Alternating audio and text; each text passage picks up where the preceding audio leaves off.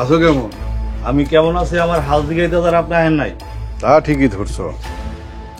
এটাও নিশ্চয়ই বুঝতে পারছো কি লেগে আইছি। জিনিসগুলো ভালো ভালো দিয়া দাও, তোমরা ভাগে যেই টাকা পাইবা সেটি দিয়া দেবো। যেমনি আপনি চাইতাছেন মনে আপনার বাপের জিনিসগুলা। এই ভাই এই কথা কম ক, নাহলে কিন্তু জিব্বাটা টান দিয়ে না গাড়ির মধ্যে গজ্জল মেরে দেবো। বাদ দে, মায়া মানুষ, বুদ্ধি শুদ্ধি কম, ওর কথায় কিছু কম যাবো না। তুমি কি কও সেলিম মিয়া? আমার বউ যেটা কইছে এটাই আমার কথা। এটা তো আর আপনার বাপের জিনিস না। ওই কোষ্টি পাথর গুলা তোর বাপেরও না। এটি লইয়া বেশি বাড়াবাড়ি করিস না, কয়ে দিলাম। বাড়াবাড়ি তো আমি করতেছি না, বাড়াবাড়ি আপনি করতেছেন। আপনার ভালোর জন্য কইতাছি, এখানকার চলে যান। চাইছিলাম বিষয়টা আপোষে করে হারাম। দেখ, আমি মারামারি একদম পছন্দ করি না। এখন তগরে খুন করে হইলেও ওই জিনিস আমি নিয়ে যাব। আপনি আগে চিন্তা করেন আপনি নিজে এখান থেকে বাইচা যাইতে পারবেন কিনা। ভাই তুমান হয়তো জানে বাঁচতে চাইলে চলে যান। তাই নাকি? হালিম খারে ভয় দেখা। কি হলো? ওনারে তাড়াতাড়ি হসপিটাল নিতে হইব।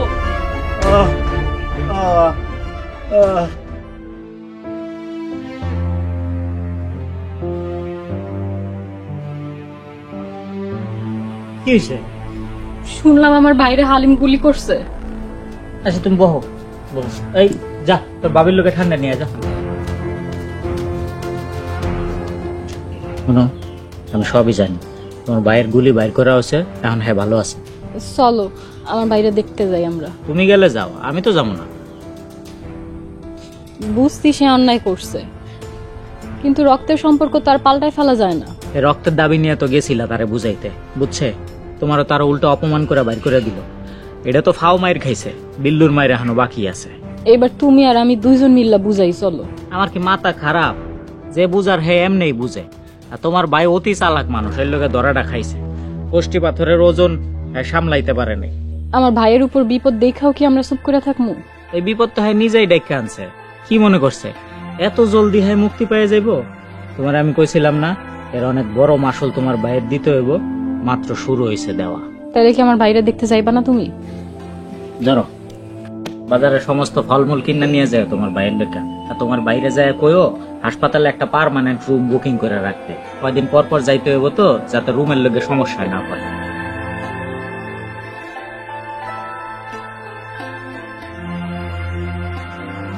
কলমটা দিস।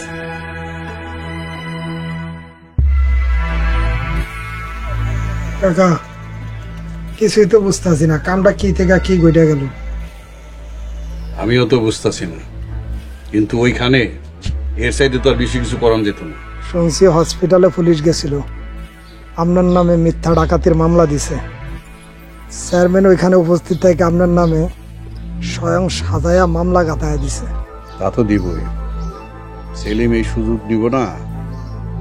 ওর লগে যা করছি ও তো এই প্রতিশোধ দিতে চাইবই। তাইলে কি করবেন কাকা? পুলিশ তো যে কোনো সময় আপনার ধরতে আইব, সাথে আমারও। আইতে দে, আমি তো আর কাঁচা খেলোয়াড় না রে বেটা। বুঝলাম না কাকা। বুঝবি, সব ঘটনা বুঝবি। ওকে কুষ্টি পাথর গুলো হাতে পায়া লই। খালি বাড়িতেই খুঁজছস? শুধু ঘরবাড়ি না কাকা, আশেপাশে সব জায়গায় খুঁজছি, কোথাও পাই না। চেয়ারম্যান এই গল্পেতে ঢুকিয়া পুরা খেলাটা উল্টায় দিছে। অলিলের সব চাইতে দুর্বল জায়গায় হাত দে। কোনটা কাকা? অনিল মিয়ার যে চরিত্র, খালি একটু যদি খুঁজতে যাস না, কত রকমের গল্প পাওয়া যাবি। এবার বুঝছি কাকা, খলিল চেয়ারম্যান তো ওই একটা জায়গায় দুর্বল। ওই জায়গায় হাত দিলে খলিল চেয়ারম্যান কাবু হয়ে যাবে। এই তো বুঝছস। তা না হলেও বুঝলাম কাকা, কিন্তু পুলিশ এলে আপনি পুলিশের হাত থেকে কেমনে বাঁচবেন এটা তো বুঝতে পারছি না কাকা। এখনই বুঝতে চাস? হ্যাঁ বুঝলাম।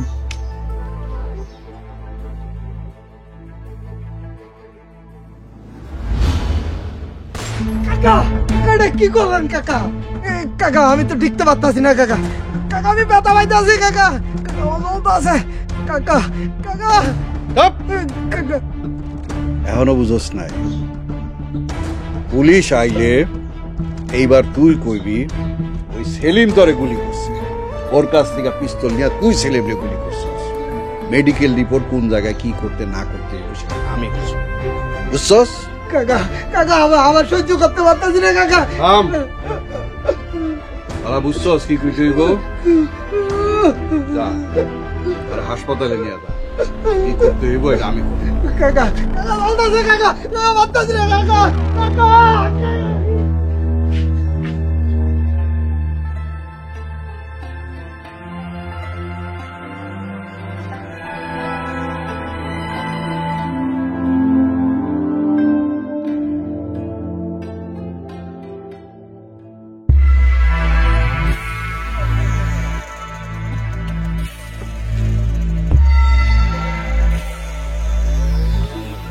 নান্টু,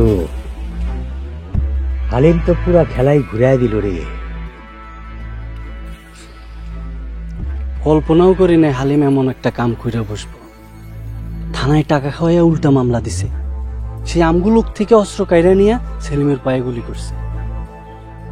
এখন হালিম আমার চালের উল্টা চাল দিতাছে, পরে না সরাইলে তো সমস্যায় পড়তেই পড়ে। হ কাকা, সামনে তো নির্বাচন, মুন্সি হালিম চেয়ারম্যান নির্বাচন করব।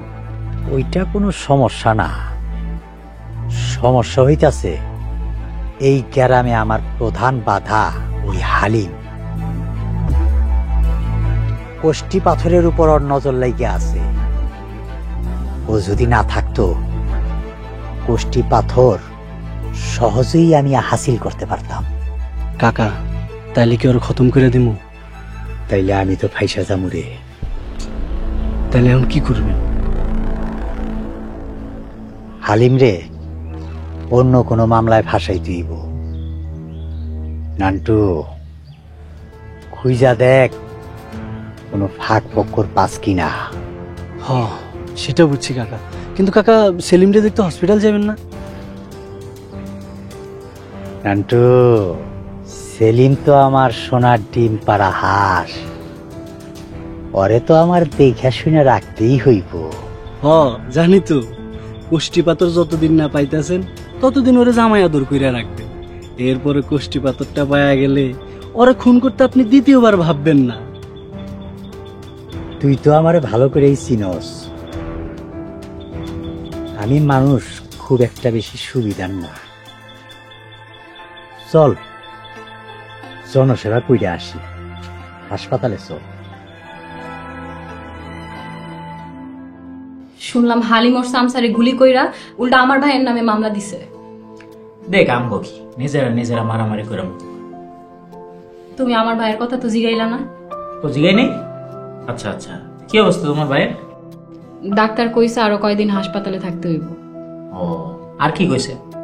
না, এটাই কইছে ওষুধ চালায় যাইতে হইব। আর খলিল চেয়ারম্যান আইছিল ভাইরে দেখতে। আইব না, তোমার ভাই তো এখন খলিল চেয়ারম্যানের মুরগি পাইলা পয়সা বড় করতেছে, একটা সময় ঠিকই গলায় ছুরি চালাইব। তোমারে একটা কথা কওয়া হয় নাই, এতদিন আসলে কথাটা কর সাহস পাই নাই। আরে কি এমন কথা যে তুমি আমারে কওয়ার মতো সাহস পাও নাই? তুমি যখন জেলে আসিলা তখন আমি সাহায্যের লেগে চেয়ারম্যানের কাছে গেছিলাম। চেয়ারম্যান তার বিনিময়ে আমারে কুপ্রস্তাব দিছিল। তুমি এই কথা আমার এতদিন কও নাই। আমি আর ঝামেলা বাড়াইতে চাই নাই, কিন্তু এখন আর না কইয়া থাকতে পারতাছি না। আমার মাথার মধ্যে এখন কি চলতেছে তা তুমি গুণা করে চিন্তাও করতে পারবা না। খলিলের এত বড় সাহস হয় তোমারে কুপ্রস্তাব দিছে। তুমি কি দিয়া কি করবা এই ডরেই তো এতদিন কই নাই। দেখো, আমি আর আগের মতই নাই যে আমার পরিবারের দিকে কোনো বিপদ আইলে আমি অসহায়ের মতো চায় চায় দেখব। শত্রুর লিস্টে আর একজন যুক্ত হইল, এর চরম মূল্য খলিলরে দিতে হইব। শোনো, তুমি আবার হুটহাট করে কিন্তু কিছু কইরো না। না, কিছু করুন না, হুটহাট করে করুন না। আর আমি একবারে মারব না, আরে মারম আস্তে আস্তে।